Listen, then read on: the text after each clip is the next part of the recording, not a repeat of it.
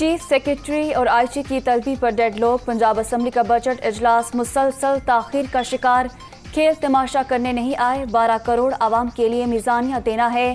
اجلاس بھی ہوگا, بجٹ بھی پیش کریں گے. حمزہ شہباز کی للکار.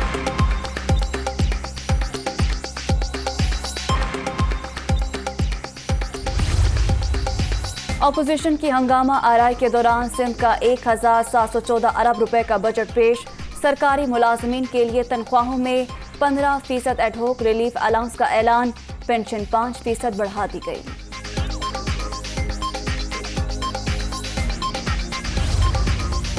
اور امریکہ نے اپنے مفادات کے لیے تحفظ کے لیے امپورٹڈ حکومت مسلط کی. ہم نے اپنے دور میں 200 ارب روپے کی سبسڈی رکھی. انہوں نے 10 روز میں پیٹرول 60 روپے لیٹر مہنگا کر دیا. اپنی لوٹ مار بچانے والوں کو عوام کی کوئی فکر نہیں. عمران خان کا اجتماع سے خطاب.